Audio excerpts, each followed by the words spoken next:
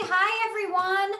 Normally we have Brandy do our intro, but we're having some technical difficulties over at Women's Business Center. So Brandy's going to do what she always does for us, which is add links into the chat and help out in whatever way that she can, but the sound is a little mischievous today. So we are going to go ahead and do the kickoff. So I'm going to let Christina start and then I'll join after Christina. Hi, thank you so much for joining today for Social Media for Business 101. I am Christina Hager and I'm president of Ovations Digital and I'm a social media strategist. And what that means is I help individuals and businesses use social media strategically to reach their business goals. And I have clients on the B2C side, the B2B side, restaurants, fashion, fitness, wellness, as well as technology, construction, and individual thought leaders, people who need to get their voice out on social media, like speakers, authors, physicians, doctors, neurosurgeons, and it's really exciting. And I also love helping boards, nonprofits, and organizations really grab onto their social media. And Aviva and I are both business owners. And so for the business owners joining us today, we know all the hats that you have to wear. And so what we really want you to take from this are actionable items that you can do today and things that you can do for your social media that will really give you the best ROI. That's great, Christina. Thank you. I'm Aviva Ajmera. I am co-founder and CEO of Solve KC. I've been teaching a version of this class for over 5 years to entrepreneurs, small and medium-sized businesses, marketing professionals, nonprofit organizations, and I'm thrilled to be partnering with Christina. She's my personal marketing guru, so I love that we're able to share this class with you today. I also wanted to give a big thank you to the Women's Business Center. They have been sponsoring our entire social media series for almost a year now. We've had tremendous success with this series, over 1,500 people across 35 states in the US and over 24 countries. It's been really exciting and it's always fun for us to see who has signed up for our class. So hello again to those of you that have been following us along the way, and to those of you who this is the first time you're with us, you're in for a treat. It's going to be really good. So my firm, like Christina's, has both B2B and B2C clients across many industries. We also have many nonprofit clients. We do a lot of strategic planning and implementation work for them. And we often work with board of directors to help them become high performing. Common to all of this work is marketing and social media. Prior to Solve, I was a senior leader at a multi-billion-dollar company, worked in an international B2B consulting firm, and then I was a partner in another international consulting firm. All of those companies use social media differently. And like Christina said, her clients use social media differently. Christina and I use social media differently. So our hope for you today and throughout our entire series is that you will figure out what works best for you and your business. We will teach you tips and insights and share some real local business examples so that you can follow them and learn from them as well. This is the first class in a 4-part social media series.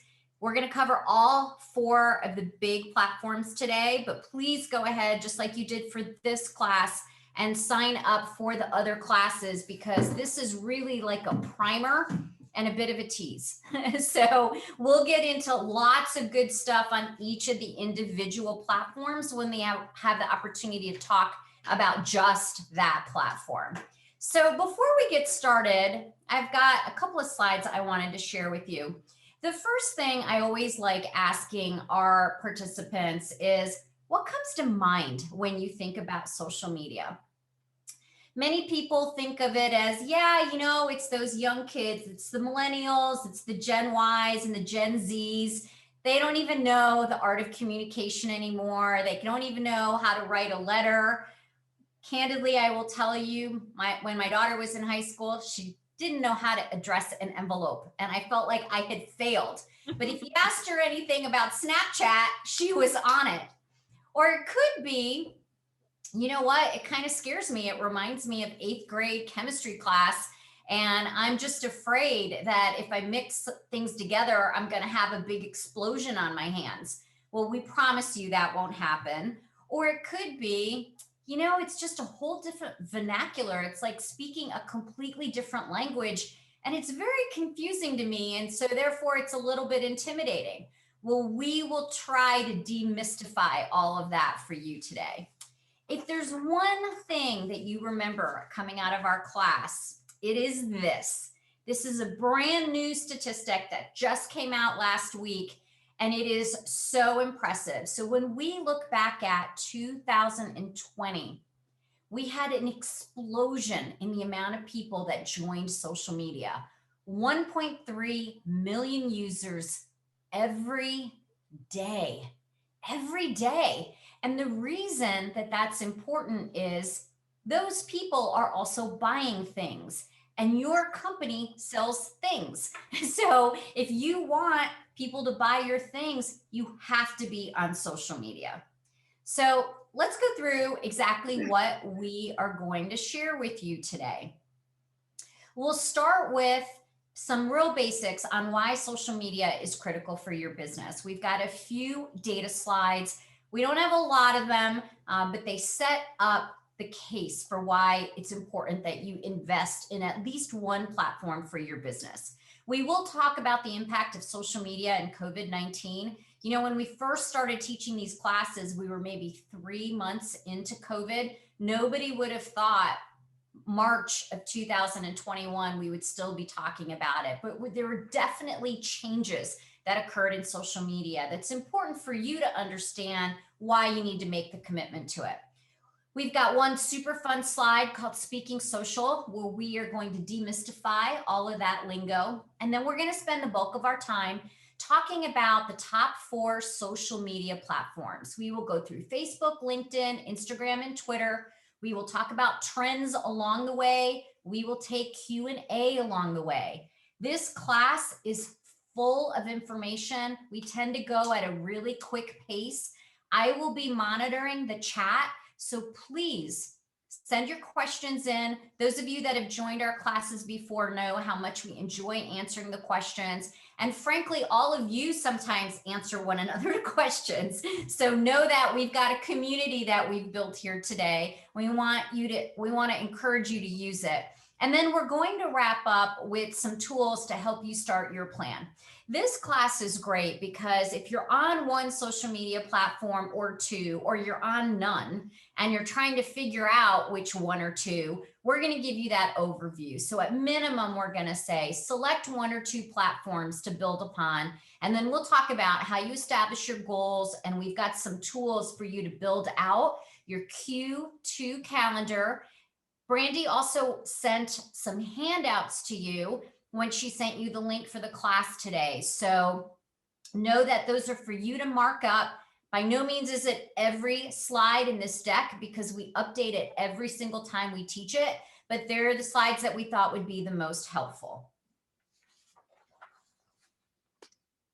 Okay, so why is social media critical for your business? Well, when you look at this statistic from Market Insight, which says 74% of consumers rely on social media to make buying decisions. If you're selling something, you should be thinking, if you're not already, I have to figure out how to be successful on social media. Add to that this new statistic, which came out in January of this year, that said 75% of millennials purchase decisions are influenced by brands on social media. The reason that's important is whether or not millennials are your target consumer. The reality is today they have $200 billion in spending power. And over their lifetime, they will have over $10 trillion. So even if they're not your target consumer today, because they might be a little bit younger for your product or service, they're going to get older. And eventually they will be your target consumer. So it's important to start engaging with them in the platforms that they are currently on. This slide is fresh off the presses. This is from Sprout Social. It literally came out last week. And they told us that 89% of consumers buy from brands they follow on social over those brands' competitors.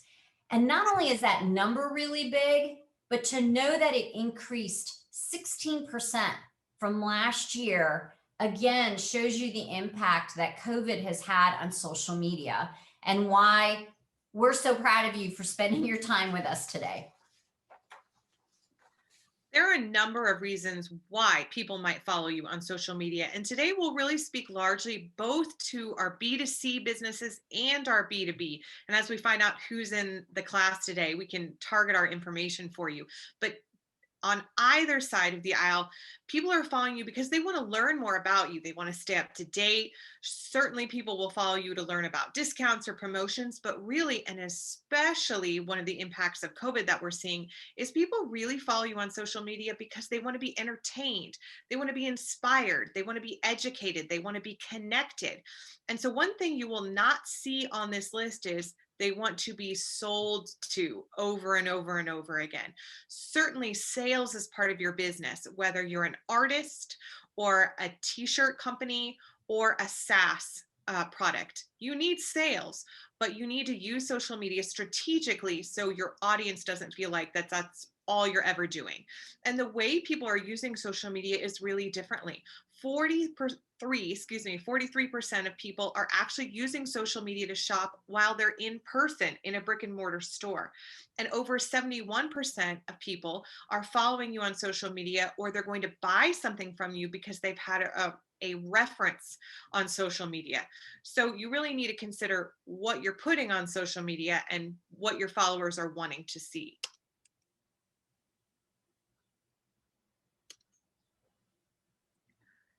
Now, there are a zillion stats we could give you. And so we pulled a couple of really fantastic ones that are, very relevant and new. 92% of marketers are saying that social media has helped their business. And even more importantly to me, 92% of customers are retained when companies have a well-crafted customer care. It's amazing. Gone are the days where people necessarily pick up the phone and want something fixed. Gone are the days sometimes where they even email you. They go to your social media channels and they want attention right then and there. For our B2B friends on the call, 90% of B2B businesses are seeing an increase in exposure. We're seeing how consumers are saying that social media is impacting their purchases. And this is a really interesting stat to me, is that 32%, so almost a third of US consumers worry that if a business isn't posting something regularly on their social media, they're worried because of the pandemic that maybe that business isn't operational anymore. And because of this, they won't spend with that business. So think about how often, the cadence and the frequency that you're posting, and know that people are looking to your social channels. And of course, people are always researching and using social media to research. Aviva gave you some great stats about millennials, which are amazing. And I'll also add, especially for our B2B friends, millennials last year in December overtook Generation X as the most populous generation in the workforce. So not only are they spending a ton of money now, but they're over half the workforce. So if you have a B2B service and project, or product rather, the person that you're connecting with on the other end of the phone is most likely a millennial at this point. And so you need to understand how your company operates. They may have to use a social media strategy in order to get the attention and educate and inspire those millennials to take action with you. COVID, and the whole reason we started this series of classes, was to talk about the impact of COVID. And really, we saw a huge impact of COVID straight away on social media, and we're still seeing the ramifications and impacts of that. And first, really what we saw was a change in habits. A few things changed very quickly.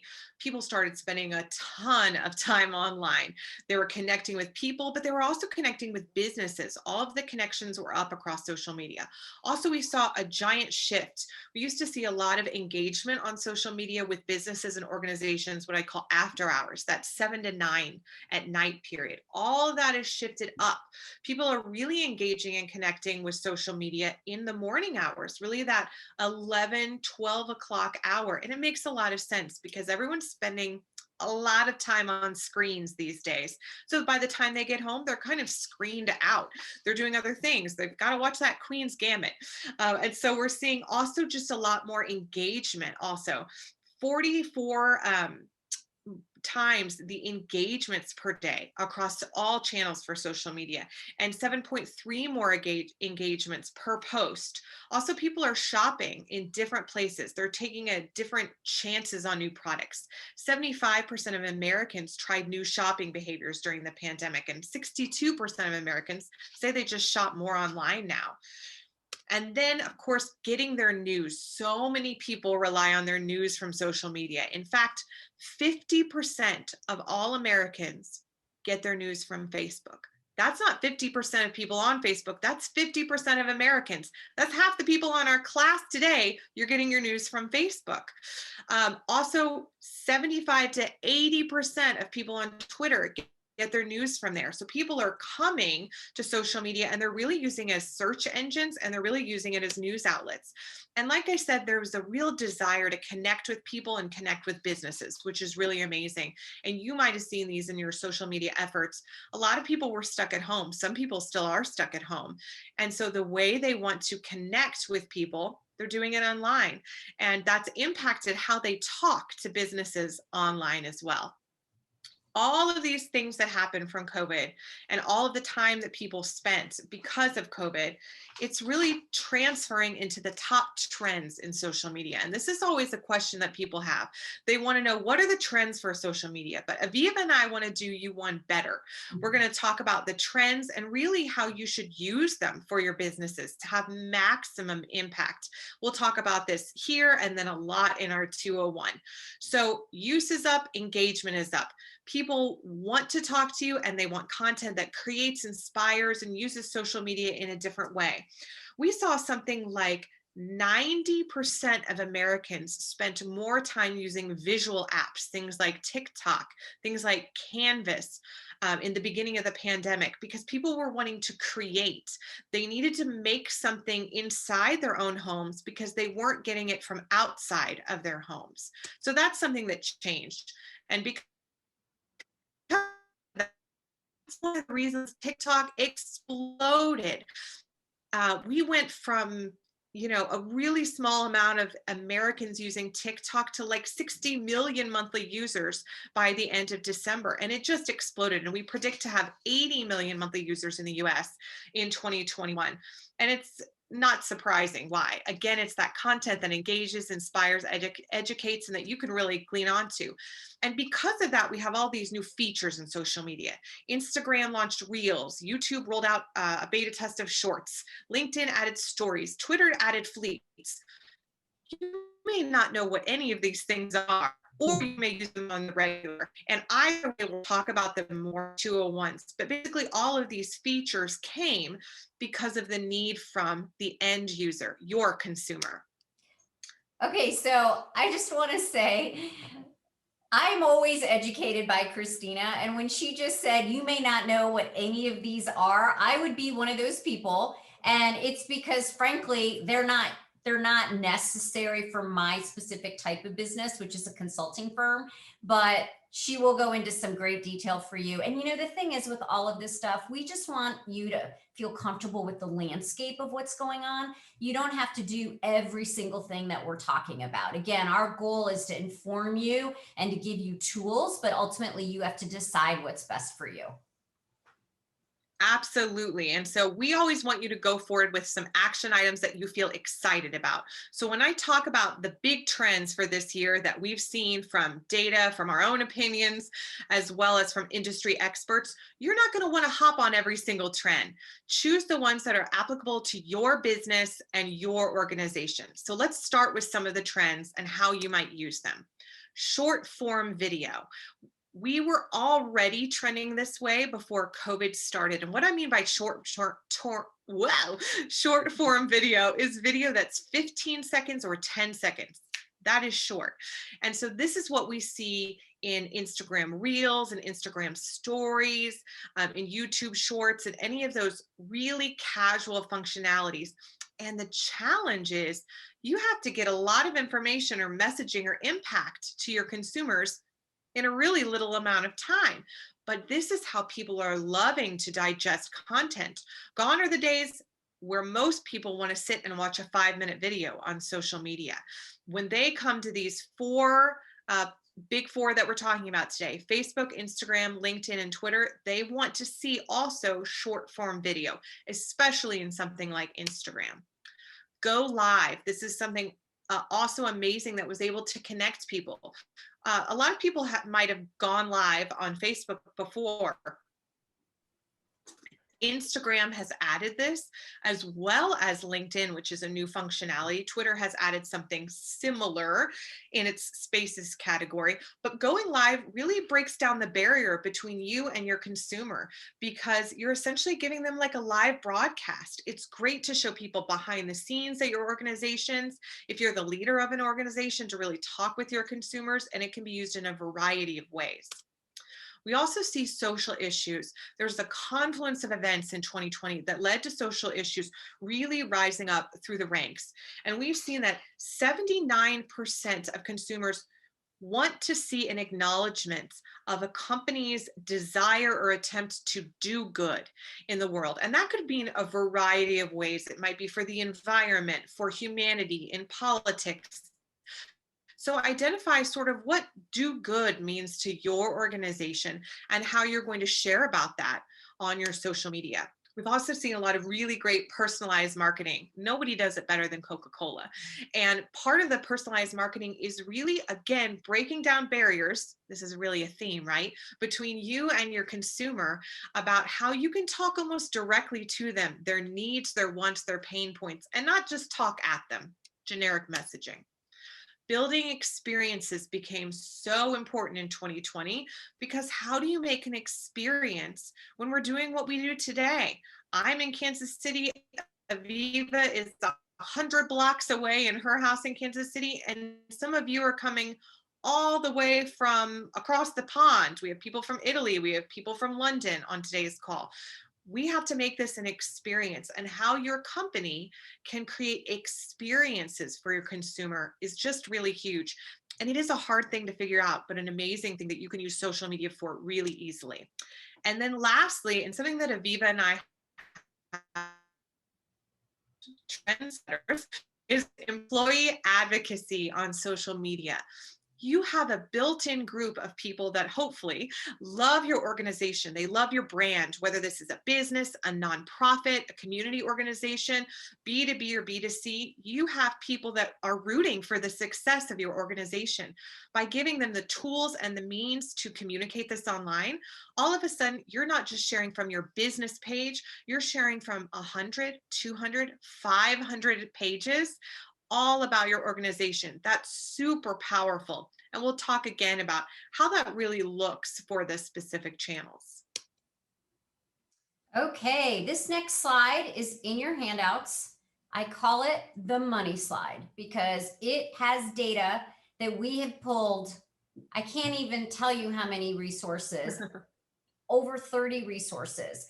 If anyone has been to our class before, we always try to include this in the handouts. I did want to note that I have started to mark in the upper left-hand corner when it was updated so that you don't get them mixed up, because every time we teach any of our social media classes, even if it's week to week, we always look to see if there's any updated data. So it's almost always updated, okay? So I'm not going to go through everything because you have a handout, but this is a fabulous slide for you to start to think about if you're going to focus on one or two platforms to really go deep, how to figure out what those platforms should be. So Facebook, I think everybody knows, is the most popular social media platform. It's the #1 social media site to influence purchase, and it has the highest followership. So 2.7 billion users, and that number has recently reported, that is a new number. From a business standpoint, over 90 million Facebook business pages, and we will talk a lot more about Facebook business a little bit today, but more next week. People spend on average 58 minutes, so almost an hour, and they don't do it all at once though. They kind of break it up across 6, 7, 8 times throughout the day. And Facebook is really best for photos and videos, links, events. If you're on Facebook, even for just your personal self, you know, those are the things that you find the most appealing. LinkedIn is a business-oriented social networking site. It is a great place for curated news and articles, conversation, and it's a great place to connect with top industry influencers. Many of us know LinkedIn from its birth when it was literally a digital resume site. It is so much more than that now. And again, we'll talk about that more in 2 weeks. But LinkedIn now has over 772 million users in more than 200 countries. That is also an updated statistic. 40 million business pages, and the age does start to skew, age and income. So almost 80% of users are over the age of 35, so a professional age, and 44% of them have what's considered higher income, so 75K plus. Important for you to know, if you are a senior level influencer or you interact with them or a decision maker, 90 million senior level influencers and 64 million decision makers are on LinkedIn. So if that's who your target market is, you've got to be on LinkedIn. They just added stories at the end of 2020. We'll talk a little bit about that as well. It is best for, yes, networking, but also reinforcing your brand, building professional credibility. And if you are a B2B business, you have to be on LinkedIn. You just have to be. And again, we'll talk about LinkedIn in a lot more detail in a couple of weeks. Instagram. It is a social sharing site focused on pictures and 60-second videos. It is, to me, the prettiest social media platform. They now have 1 billion users with 500 million of people using stories. Stories has become incredibly popular.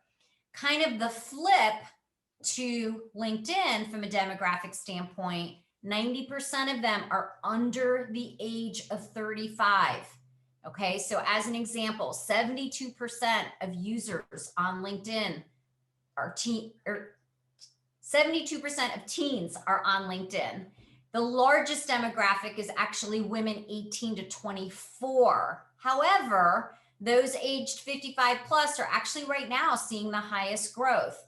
From a business standpoint, 75% of US businesses use Instagram. Some cool things about Instagram: it does allow you to share on Facebook and Twitter. If you like using hashtags, this is your platform. You get to use more hashtags to your advantage to help your algorithms on Instagram than any other platform. And on average, people that are on Instagram are on there almost an hour a day. And again, they break it up across a lot of different times. It is ideal for mobile devices. They do have a computer platform. It's just not as good. It was designed for mobile, and that's really where it does its best work. It's ideal if you have an image-friendly business. Twitter. Twitter is a microblogging site. It limits your post to 280 characters.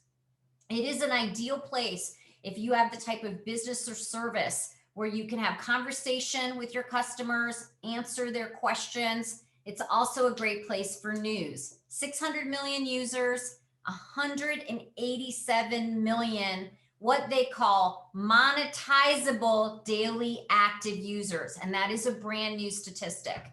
Gender-wise, it's pretty evenly split. You can see the numbers and the percentages as you break it out by age group. 6,000 tweets every second. That's a lot. And people on average are only on Twitter 3.5 minutes at a time. It's where hashtags got started. 67% of businesses are on Twitter. So it is best for PR and news, real-time customer engagement, and then obviously photos and videos and links, which we really see across most platforms. So hopefully now you have kind of a base knowledge of what the platforms are that we're going to be talking about. And you're probably the wheels are starting to turn, knowing the demographics, knowing how they work a little bit about where your business or organization should be. And also adding to our base knowledge, we need to know how to speak social, speak the language. When you get really into things like analytics or running a Facebook ad, there are other terms you need to know. But right now, we need to know that users are people who are in the platforms or channels using the social media channels. Likes, that's the number of people who hit the like button or the heart. That's an Instagram or Twitter.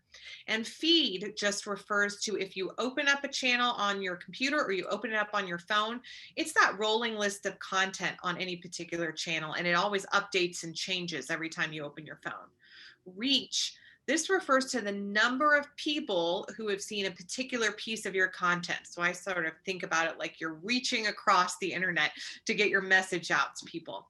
And engagement, that's actually the people that interacted with your content. That's the number of people who liked it, who commented on it, who shared it. And that's a different number. That's people who cared enough to do something. And that's an important number to assess from any social media channel. Share tweets means people who took your content and then shared it onto their page. And then click-throughs is the number of people who clicked from your page onto your website, or a microsite or a landing page is the click-through. And so things to think about. And as you go through today, we'll use some of these. And if you have questions about others, put them into the chat. Also, we cannot forget our good friend hashtags. So a hashtag is used to collect content that's all about a particular topic, and it really sort of groups it all together in that particular channel. You can search by hashtag, and you can also join conversations by the hashtags you put with your content. Hashtags can be funny. I always say hashtag Wine Wednesday to the people on the call because it is Wednesday, and it can be a branded hashtag, hashtag Just Do It. We know whose hashtag that is. It could be a hashtag that goes with your brand, or it could be a hashtag that's a little more general. Hashtag B2B, hashtag thought leadership, or really specific to the type of service or organization that you offer or that you are. It can also group things by day, event, theme, as my hashtag Wine Wednesday. And it's a really great way to increase discoverability. And we'll talk about that later in the channels. Okay, so now we are going to go into each individual channel. We will start with Facebook. I love this chart on the lower right-hand corner because it just gives you a basic breakdown of what ages are on Facebook. And kind of the headline is, even though this number says 51% of teenagers, that number is going down more and more often. It's just not the predominant channel for them. What we find is they start to get more involved as they get older, because things like clubs or camps, or when they start applying to colleges, they're still using Facebook. So it kind of forces the kids to get on it, but it's definitely not their channel of choice. It's really kind of an 18 and above channel. So how often should you post? Our recommendation, what the data says, is a minimum of 3 times a week and a maximum of 10 times a week. There are always times that are better. So in other words, more people will get it in their feed. So an average across all industries. And our recommendation to you is you can always Google specific to your industry the best time to post on any particular channel. Okay, so these are just averages. Best times are during the work week, so 11 to 2, so lunchtime-ish, Wednesdays and Thursdays. And just for your information, Sundays have the least amount of traffic. The worst times are really evenings into morning, okay? And how do you boost? So in other words, what are ways to get more people seeing your post in their feed? First and foremost, you've got to have great content so they're actually interested in it. Be authentic, so know who your audience is. If you did not take my consumer target marketing class last week, it is on the WWES YouTube channel. So just make note, and at your leisure, it's a 1-hour class. You can just kind of pop in there. Photos. So photos generate 120% more engagement. I mean, just think about what you enjoy seeing more. Is it a whole bunch of text, or is it something with a really cool picture? Video is now 11% of Facebook posts. There are 8 billion video views a day on Facebook. 8 billion. We'll talk more about video next week as well. And then Facebook Live, they're 4 times more likely to be watched than pre-recorded posts. That's not to say that it's not important to do it, but just to give you a little incentive to do, or at least try out some Facebook Live. Shorter posts have 60% more engagement. So in other words, if you've ever read a post, you probably all have that friend that whenever they make a post, it's like a chapter and you see more, and you have to keep going, swiping up to get to the bottom of it. That's not what we recommend you post 3 to 10 times a week, okay? People just get fatigued. They want shorter posts. And if you ask a question or request an action, you'll get 2 times more engagement. So a little fun fact, and this data just came out, 98.3% of Facebook users get on Facebook on their mobile devices. So the reason we wanted to share that with you today is it has implications for what you post and also for you to understand their interface and how to really make the user experience as good as possible, knowing again that they're usually accessing it on their phone versus their desktop.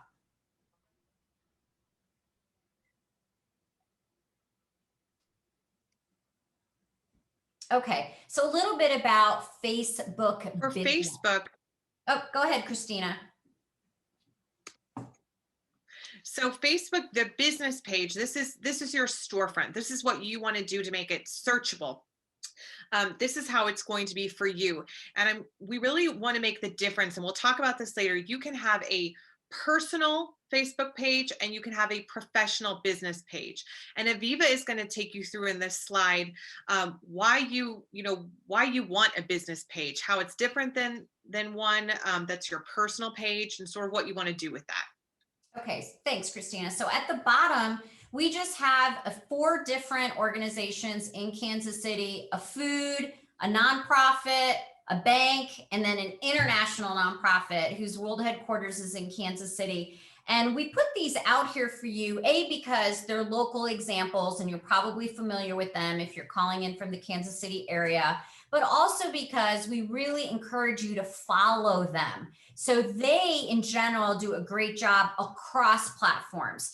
And you'll see sometimes they adjust the content based on the platform. Just really good examples for you to follow in general. But as a business, like Christina said, Facebook is your storefront. So people can go into search and search on the name of your business. It allows potential customers to learn a little bit about you so they can do some research by learning about your services and potentially reading reviews. It allows you to do customizable and measurable advertising, which we're going to talk a lot more about next week. It's also a place for you to put your hours, your address, and directions. During COVID, this was incredibly important because a lot of times people would search on a place through Google, as an example, and the information wasn't updated. But if you went to their Facebook business page, you control that information. So you can always keep it updated. Having a Facebook business page also increases your SEO, or your search engine optimization. So in other words, when people are looking for something like your business is more likely to get offered up, as an example. And this is the best part, really, it offers you a chance to connect and engage with your customers because they can send you questions. You can ask them, if you've got a retail storefront, what do you like better? I mean, there's a great way to get feedback from them, really kind of like customer research. And the customer research part that Aviva just said is essential, because when you have a Facebook business page, you are actually afforded on the back end of Facebook, where only you can see it, is an insights tab that talks all about your customers and the people who are following you on Facebook, the times they're online, their hobbies. I mean, so many different pieces of information that you can pick out from that. And it allows you a chance to get their emails, to enhance customer service. As Aviva was saying, you can run targeted ads, which is really helpful, really inexpensive. And you use your business page also, of course, to keep an eye on your competitors. There's a watch function. You can actually do that very seamlessly. And you can drive traffic to your website, which is ultimately a lot of times the main goals of what people want to use social media for. They want to get people off of social onto their website, a space that they can control a little more. Now, a lot of people, American consumers, are following someone on Facebook because they've discovered a product there. And so now they're, either buying that product or following you on Facebook because of it. And 39% of people will follow a Facebook page in order to receive a special offer. So if you're trying to think of a little carrot to dangle to get someone to follow your page, know that that's usually a good one to start with. Okay, so I'm going to give you a little bit of a heads up. At the end of each section, we will take Q&A. I've been answering quite a few questions through the chat and the Q&A. We will always have one or two questions that we get asked most frequently, but it gives you a little bit of time if you've got a question to put one into the chat as well. So the most common question we get asked is, how do I know if I need both a personal page and a business page? So Christina is going to walk you through the answer on that. 100%. A personal page is for personal. A business page, if you have any kind of business, even if you're a sole proprietor, that's what's going to give you access to all that great stuff we talked about. Geo-targeting ads, boosting your post, looking like a storefront, having an ability to take emails, to drive traffic to your website. None of that happens on a personal page. That all happens on a business page. The only reason we would not recommend a Facebook page is if your audience truly is not on Facebook, then I would not say spend your time there. Spend it somewhere else more wisely. If you're just going to use it to sell, and what I mean by that is if you're just going to post link after link after link, sending them to your website, that's not going to be interacting. That's not going to be interesting. So don't just use it to sell. And if you don't have time to juggle multiple platforms and you know you're going to be successful on another platform, don't add Facebook into the mix until you've conquered that platform and you know you now have time for another platform. Yeah, great advice, Christina. The second question we get most often is around trends. So those of you that are even remotely familiar with social media know that trends change all the time. And sometimes it can be really frustrating because you're not sure what is relevant when it comes to your business. So Christina's going to share with you 4 trends that we've seen that would impact your business. So we talked at the beginning about some trends, and that personalized marketing piece, that's a huge trend. And so remember, we said one of the cool things about a Facebook business page is you can get more data and more insights about your customers. So you can take that data and you can create a personalized experience for the person on the other end of that Facebook. And so Lexus did this really well. So Lexus ran a Facebook campaign where they had over 1,000 ads targeting specific audiences and with specific customer segments.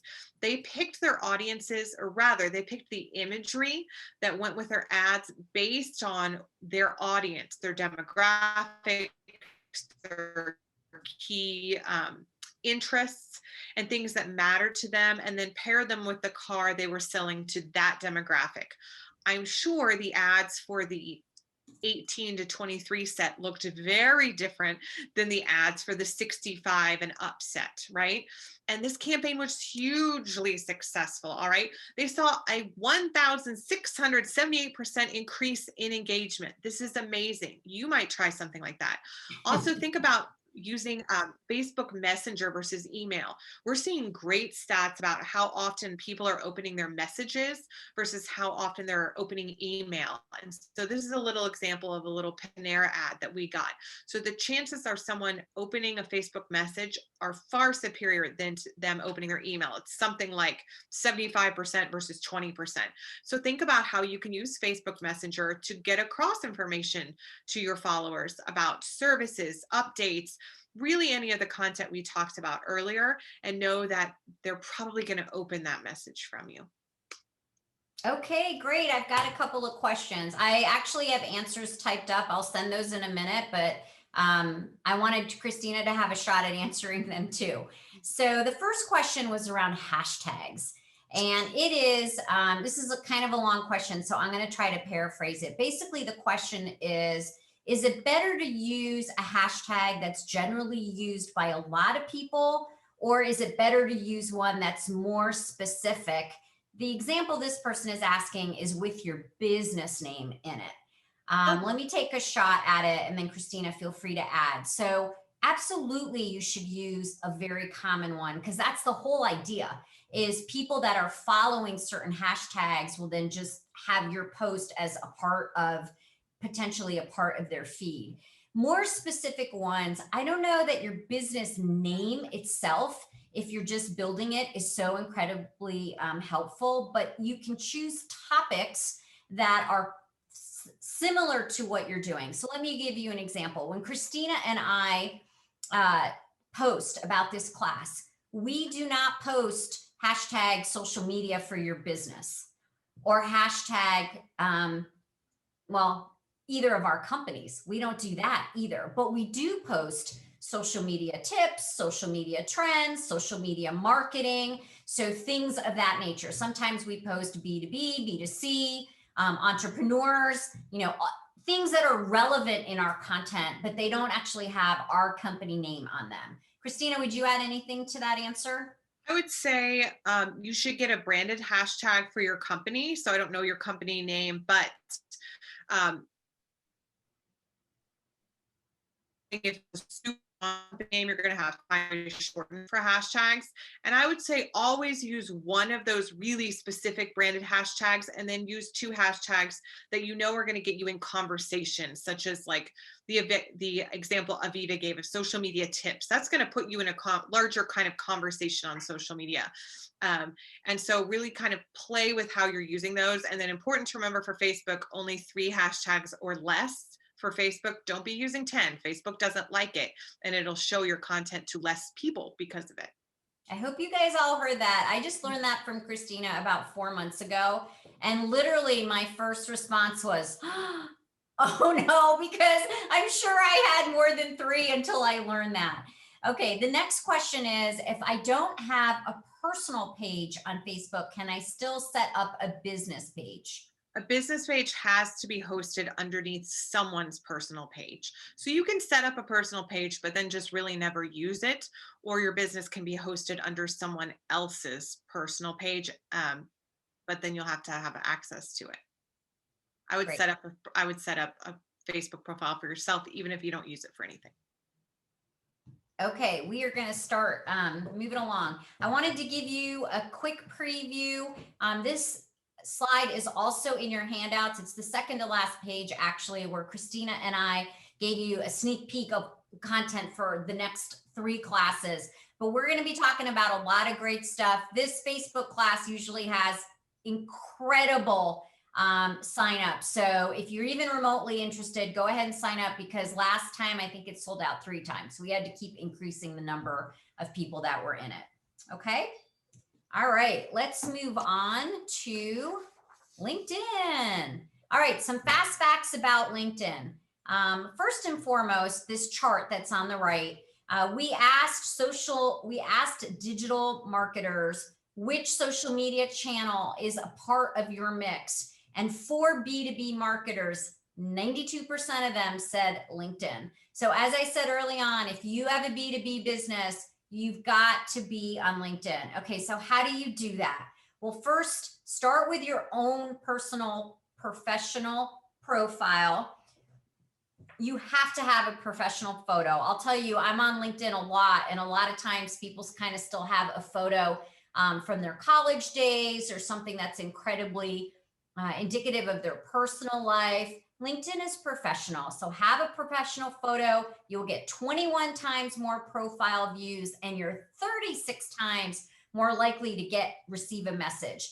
There's a basic template. If you have not been on LinkedIn lately, or you don't have a profile set up, just go through the steps of filling out that template, putting your education in and your experience, also including your community service and volunteer work, if that's relevant for you.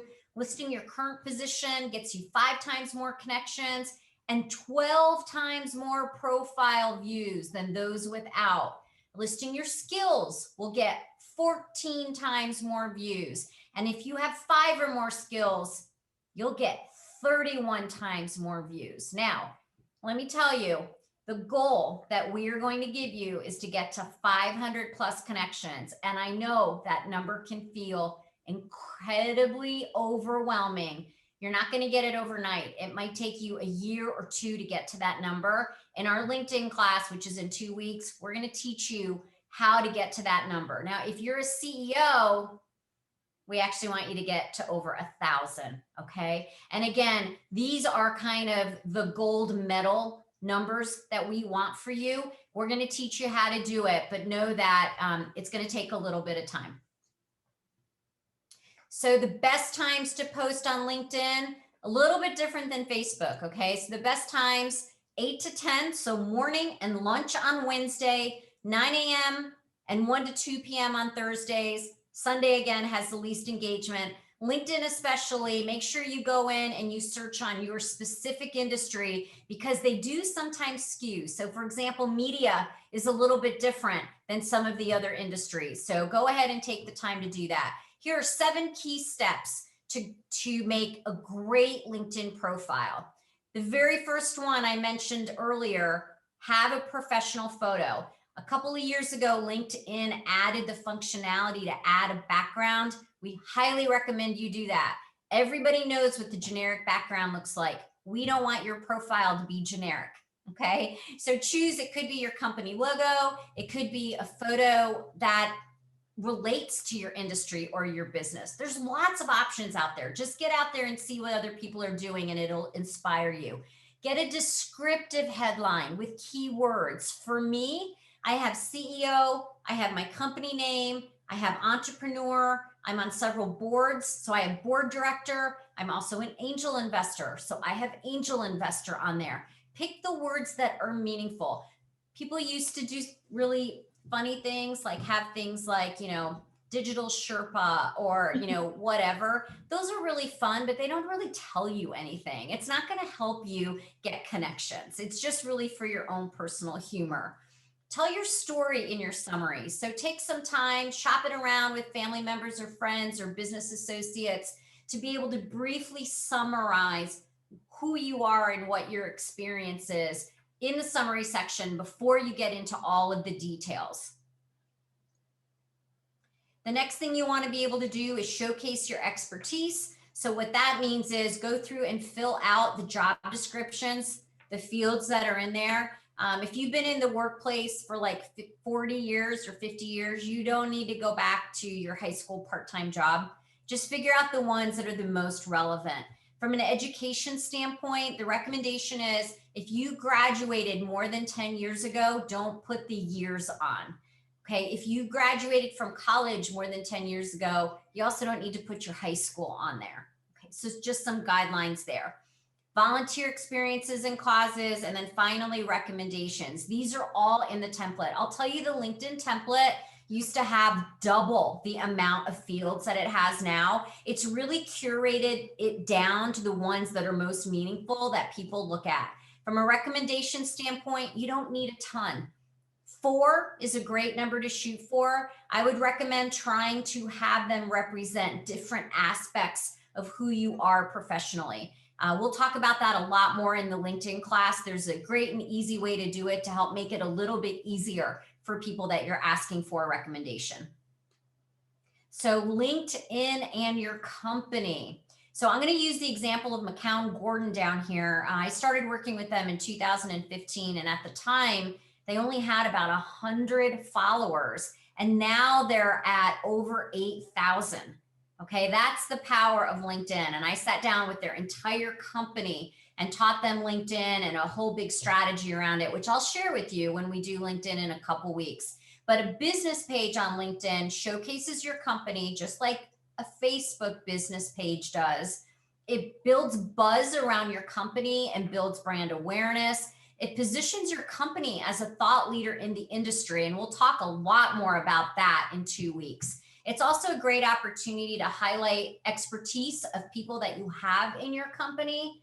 It nurtures existing relationships. It can be used as a recruiting tool very successfully. And it also can be used very successfully to drive traffic to your company website.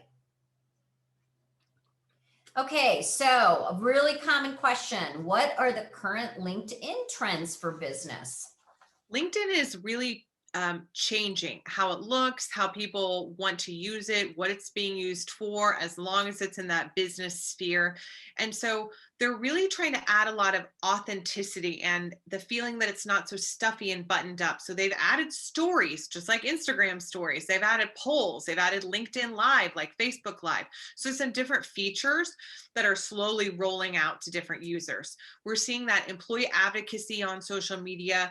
More people are sharing with their team how to share the whole organization's message. Aviva in a couple of weeks will share with you the amazing, amazing impact that can have for your organization when you give your employees the power to do that. And we're also seeing what I call the rise of the social media savvy CEO. CEOs are really voices of authority in their industry and for their organization. And we're seeing them becoming ever present, especially on LinkedIn. If you're wondering a good example of this, Danny Meyer, he's the CEO of Union Square Hospitality, who owns Shake Shack. He's really active on LinkedIn. Companies like Walmart, companies like Microsoft, they have some pretty influential leaders that you can find on LinkedIn. We'll talk a bit about more of those leaders in the LinkedIn 201 and how your leaders can use LinkedIn for your organization. Okay, I'm going to give you guys like 20 more seconds to submit any LinkedIn questions. In the meantime, let's go ahead and go to the next slide. We'll give you a little sneak peek of what is in our LinkedIn for Business class. We will talk a little bit more about building out your profile and, more importantly, getting those 500 plus or 1,000 plus connections.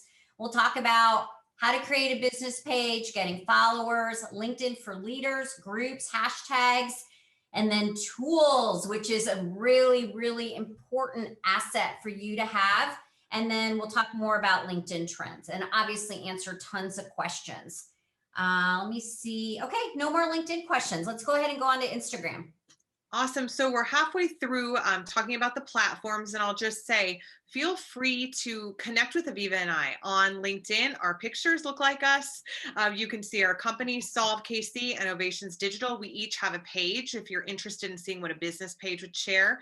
And you can also find our companies on Facebook as well, Solve KC and Ovations Digital. For Instagram, Instagram is the most visual of all of the platforms, and it's really a video and photo sharing channel. And it's huge. We've seen a really big increase in how businesses can use Instagram. 81% of individuals use Instagram to research products and services. So it's people are coming on to find products, to find services. 83% of those people discover new products and services on the platform, and people are actually buying the services and products that they're finding on Instagram. Instagram has huge engagement. The way the app was set up was an ecosystem that is a lot of forth on pictures, and it's very casual. And so we see that in the engagement rate. It's 58 times higher than the engagement you get on Facebook, 120 times higher than the engagement you get on Twitter. The potential of advertising reach is huge. We're seeing a lot of brands use stories. And if you're wondering when to even be on Instagram, we gave you some key times. You'll notice kind of a through thread. Wednesdays at 11 a.m. That's a good time to post to a lot of social media. We have this Friday morning time, and again, Sunday, not a good idea to post to your Instagram on Sunday. It has the least engagement. Again, you can always Google by industry because you'll find that fashion, nonprofits, SaaS, it's a range of when your followers are online.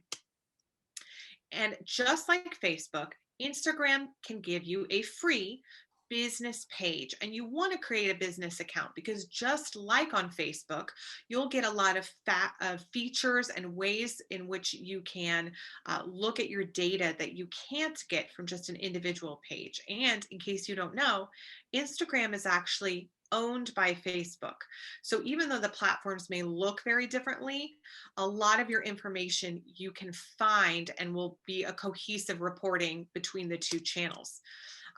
Businesses on Instagram do a great job with these visual storytelling. And so you can build a great profile. And if you're going to use Instagram for business, you really want to post regularly and at key times. You want to try those hashtags for discoverability. And we'll talk about more about what that means in Instagram 201. You want to use shoppable posts. If you have something that they can buy at that time or a product you can link to, Instagram gives you now only on your business page a way that you can actually link that product so they can just tap on it right in your picture. You can run giveaways and promotions. Just follow the rules. You can engage with your followers, and you can really follow Instagram stories and use them for your business to create a really organic experience.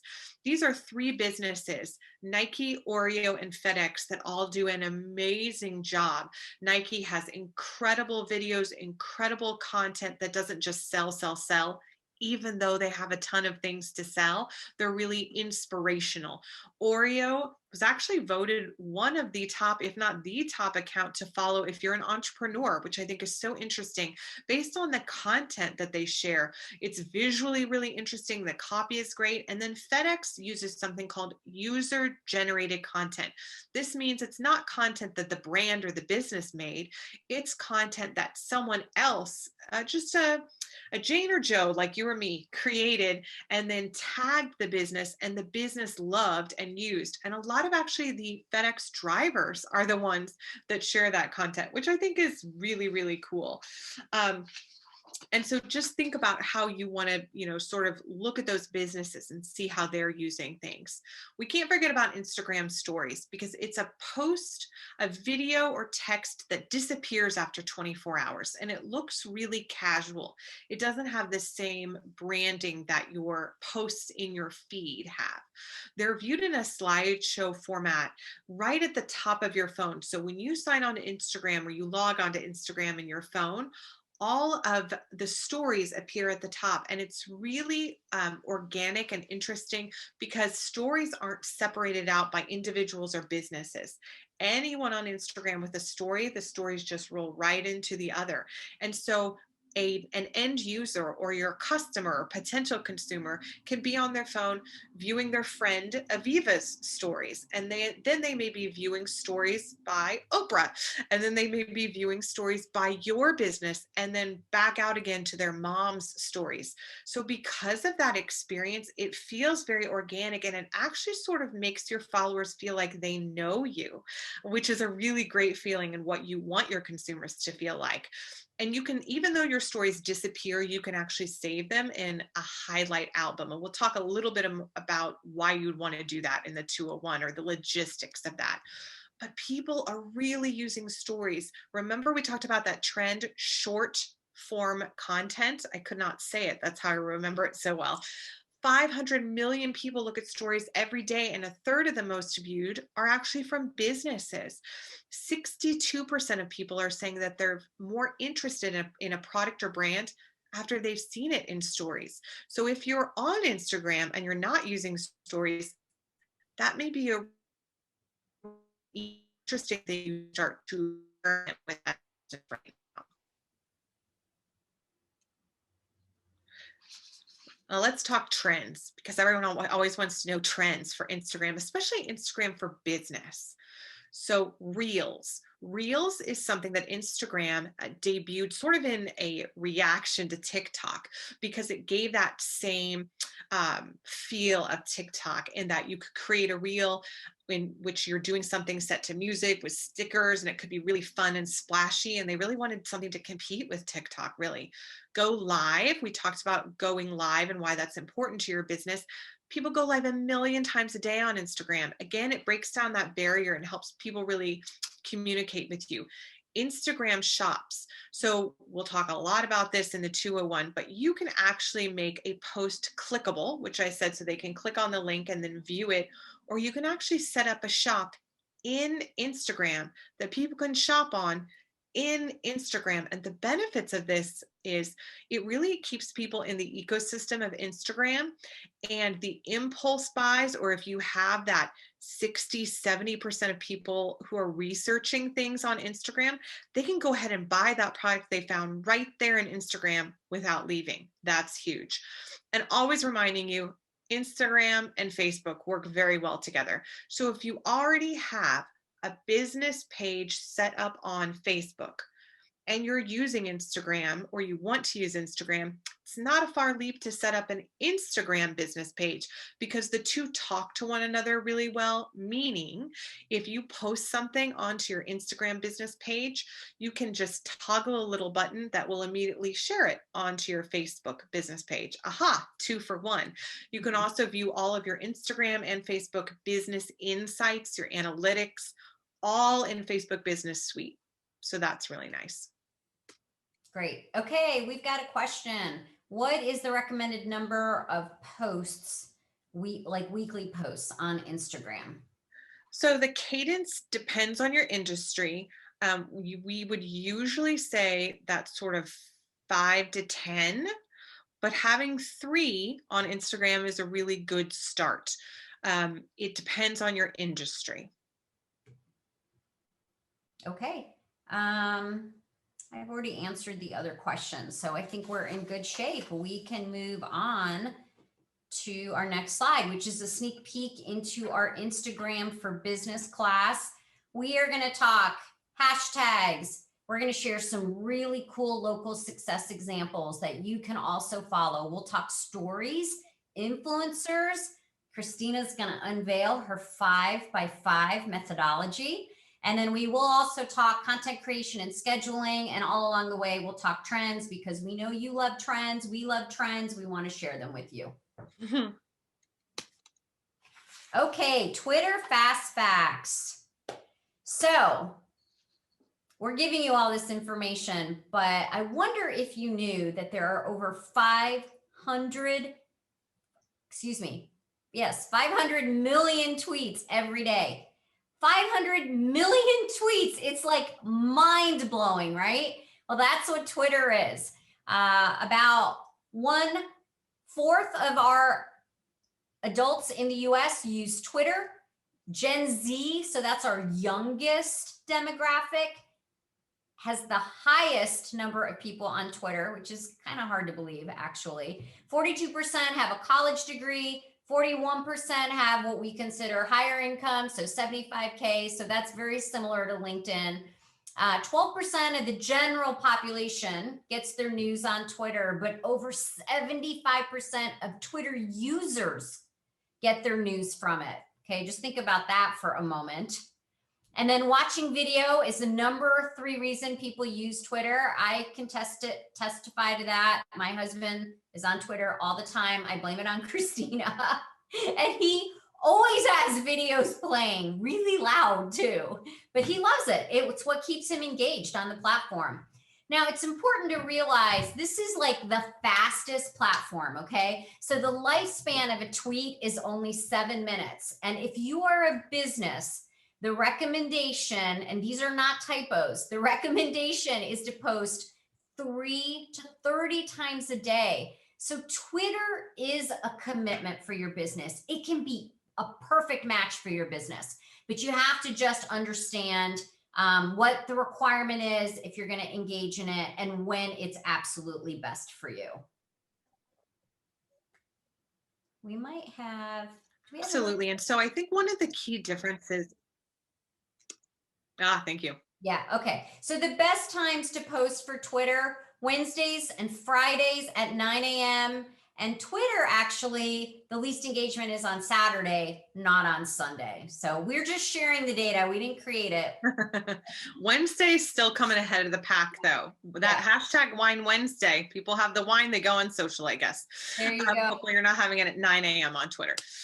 So one of the ideas that Aviva shared with you is, how could you use Twitter for your business? And a key difference between these other three channels and Twitter is, in Twitter, there is no special business page or business profile, which these other three channels have a special one. One of the cool things about Twitter is that you can have a business profile, a company, handle, and an individual handle, an athlete who can have a handle, a celebrity, a journalist, and they all can sort of talk to one another, which is one of the cool things about Twitter. There's not as much gatekeeping like the other channels, and that can be good or bad. And as Aviva said, it's fast and it's active. The most active users have the most followers. People who are using hashtags, they're getting 100% more engagement. Tweets with images are getting favorited, or that little heart, 89% more favorites. Tweets with videos get 10 times the engagement. And so there's definitely a way to play in the world of Twitter, and that's using hashtags, images, engagement, short tweets, tweeting a lot. It's a fast ecosystem with a lot of information ping-ponging around. And one of the most important parts of Twitter is often there are these amazing conversations going on, but a tweet does last forever. If someone takes a picture of it, it's actually saved in, the National Library of Congress. So you want to remember, if you're on as your business or an individual representing your business on Twitter, or of course, anywhere on social media, you want to make sure you're following your brand and acting accordingly. And I just always say that because on Twitter, it seems most often the lines get blurred a little. And I think it is because there is no separation between a business handle and an individual handle in terms of what they can do. And because of that, sometimes the person running the business handle may take it upon themselves to, make some other actions or conversations which are helpful to the brand or not helpful. So if you're going to use it, you need to create some rules around that. And that's part of how if Twitter is right for your business. Yeah. If you're ready to make those rules and ready to engage in that conversation. So if you're ready to get in the mix daily and engage in Twitter, and your demographic is on Twitter, and the people interested in your product or services on Twitter, then that might be right for you. But you really have to get ready to get in the mix. Real-time tweeting. You can certainly schedule posts, and we'll talk about tools and scheduling, but that's not all you can do on Twitter. You really have to engage, like all of social media. And I'll give you a really great example of a business on Twitter that does great. And this is Canva, Canva. They're a graphic design tool that actually is free on its most basic level. And it's great for business owners if you want to create beautiful imagery for social media. And this is an example of, if you remember a few weeks back, there was a poor attorney who came on Zoom to a court case, and someone had put a cat filter on his Zoom. And so he was trying to hold court like being a cat. And so Canva suggested use one of our more professional looking Zoom backgrounds, so you don't look like a cat. Hilarious, very topical, a topical way to sell their services. And then people started talking and engaging with them, and you'll see they talked right back with them. Right back to the woman who left this comment. They said something right back. They were funny and quippy. So be prepared that if people are going to engage with your Twitter, they are real people, just like on Facebook or Instagram. You have to be ready to engage back, and Canva does a great job of that. Also, Twitter's a commitment, as we talked about. We don't want to let it become a career limiting risk. I can tell you tens of more stories of people who have gotten fired, big names, because of what they've said on Twitter in the last 6 months, last year. You don't want that. You don't want anything to happen to your business. And so again, it kind of goes knowing if Twitter is the right space for your business to play in. Okay, so if there's any Twitter questions, now's the time to submit them. Christina said it, and I'll reiterate it. Every time you communicate on social media, it's a reflection of your brand. So always have that filter in mind when you're thinking about what's appropriate and what's not appropriate. All right, we don't have any Twitter questions, so I'm going to move on because we've got some great wrap-up slides that are in your handouts as well. When we talk about Twitter towards the end of this month, we are I'm going to talk about local success examples. We will, of course, talk hashtags. We'll talk about the power of customer service when it comes to Twitter, because it is so real time. If that's what your business is all about, it could absolutely be the right format for your business. And then we'll talk about some more trends as well. Okay, social media do's and don'ts. This is in your handouts. If you've been in our class before, we've changed this slide a little bit, but most of the content is the same. We've added a few things. So it's really important, if you haven't picked it up from what we've been saying today, that you create a social media strategy that links up with your business goals, because after all, it's a tool for you to be more successful in business. So think about how every post is going to impact your brand. We recommend you always be professional. Find that right balance between promotions and incentives, information and fun. You don't always want it to be pushing and selling your product. That is just not as fun for everybody who's seeing your post. Just tell your story. We're big believers of tracking your results. We want you to know that you're getting something out of your time and investment, whether it's doing the work yourself or hiring somebody to do it. So figure out what the right key performance indicators are that are important to your business and your strategy. It could be the number of followers you have. It could be engagement metrics. It could be clicks to your website. Again, it depends on what platform you're on and what is right for your business.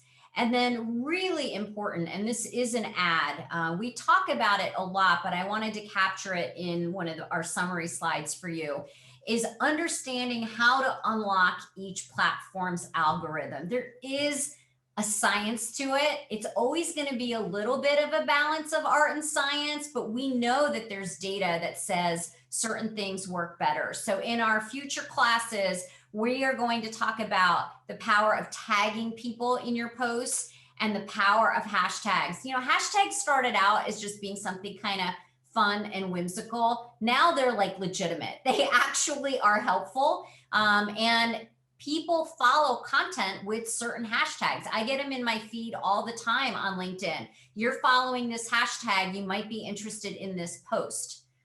Okay, and then finally, this is my big. So if the first takeaway that I absolutely wanted you to have was how many millions of users are coming onto social media every single day, this is my second takeaway that I absolutely want you to have. It is so important that you exhibit reciprocity. And what we mean by that is, just like you want people to like your posts or comment on your posts or share, you need to do the same for them. So I will give you an example. Any business that I frequent, any restaurant that I like going to, any company that I have friends that work at, every single time Christina posts, I will go in and like their posts. And if it's appropriate, I will comment. Sometimes I will share. I do that for every single board that I'm on as well. All of my clients get the benefit of me doing that for them also. We want you to do that as well. That is how you will also increase your success in all of your efforts on social media.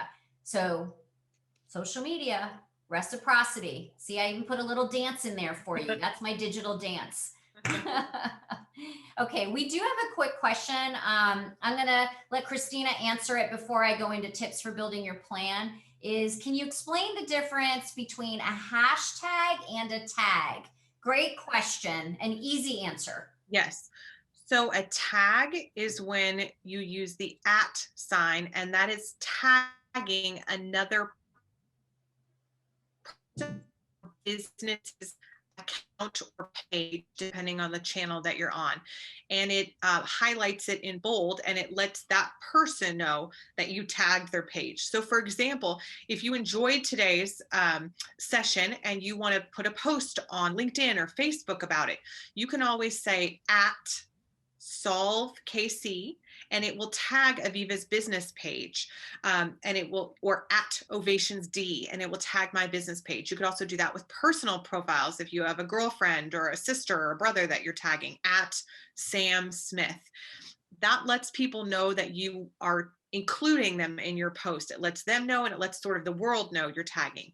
Hashtags don't let anyone know unless people are listening for those particular hashtags. Hashtags use the pound sign and they have no spaces. So hashtag plan your business, hashtag shop local. And that basically organizes all of the posts in that particular channel all together if someone searches for those words. So there are two different ideas. People say tagging, and usually when people say tagging, they're referring to the at sign for a person, hashtags for content. Great explanation.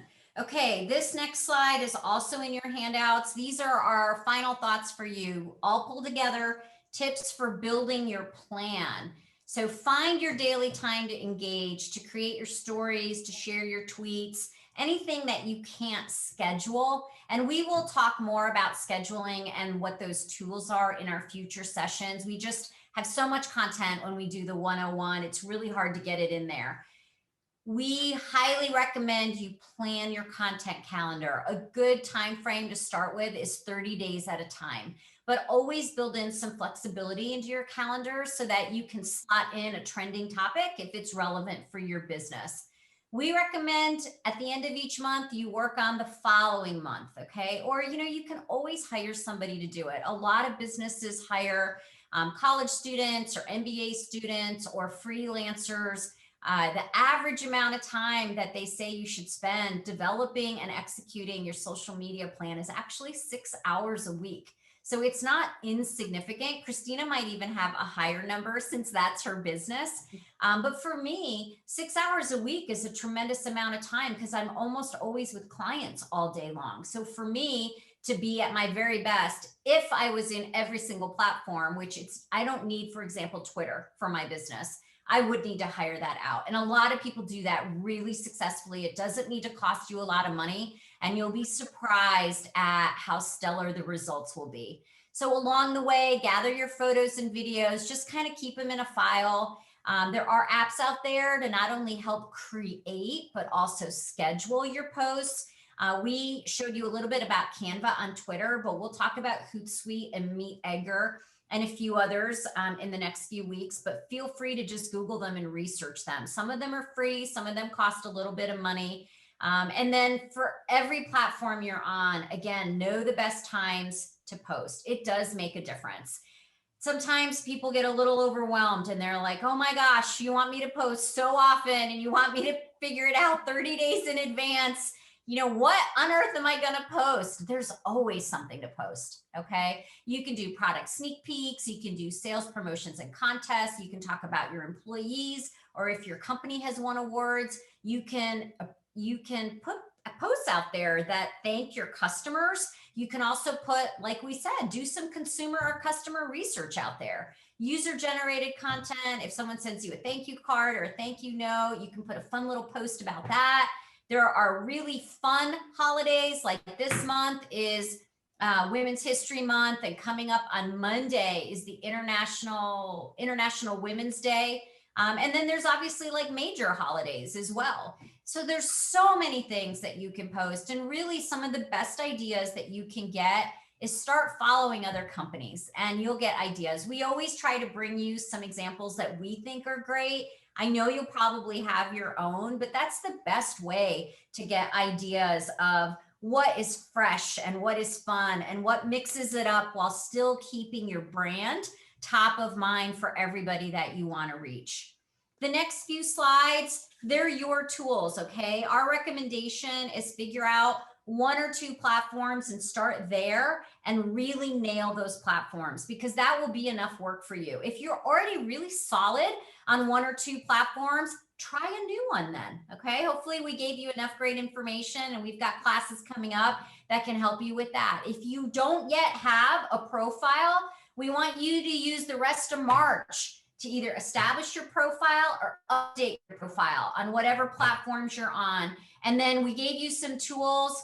The next few pages are 1 page each of each month so that you can write on them and start marking them up so that you can start to build your plan. Think about your themes, what days and times you're going to post, and what you're going to measure. Don't forget about that. Okay. And then just a wrap up. These are the next 3 classes we are teaching. We're taking the week of the 17th off because a lot of people are on spring break then. Next Wednesday, we're going to talk about Facebook.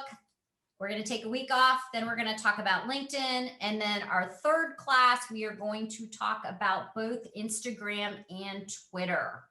And the format will be really similar to this class. We love it when you guys ask questions. It's more fun for us and it's more meaningful for you. We are reachable on social media. So Christina shared with you everything we're on. I think the next slide, yep, those are all of the different platforms that we're on. You might have a request if you're on LinkedIn and we could find you sitting in your inbox of LinkedIn. And then Brandy has been sharing all along the link to sign up for the rest of the classes. She's also shared with you the YouTube channel. This recording will be up, I would say within a week for sure, but all of the classes we've been teaching for the last 9 months, all those recordings are also up there. Any other questions? We've got a few minutes. You can feel free to put them in there. Christina, do you have anything that you would like to add in our close? I'm so glad you joined us today. If you enjoyed the class, forward the link to a friend and tell them to join us for Facebook, LinkedIn, Instagram, and Twitter. The more the merrier, especially if you know a business owner or a marketer or someone who's just really interested in learning about this for their organization and can take that information back. If you have questions, let us know. And if there's something around any of these topics you want to see like a really in-depth class about, put it in the chat. We're always forming new ways that we're talking and new sessions that we're teaching. So if there's something that's really interesting to you that popped out and said, I want to learn about that, put it in the chat. The Women's Business Center offers so many amazing resources to the community that they want to know that information too. And, just thank you for spending your afternoon with us. Follow us on social. We'll try to share your stuff on social as well. And don't be scared now that you have a little more education to take the next steps on social media for your organization. Great. Thank you, everyone. And Brandy, thank you again. If anyone hasn't been following the chat, Brandy said, thank you to everyone for being here. And hopefully the technical side of all of this will get back into good behavior for our next class. All right. Thank you, everyone. Have a wonderful day. The sun is shining. Get outside and enjoy it.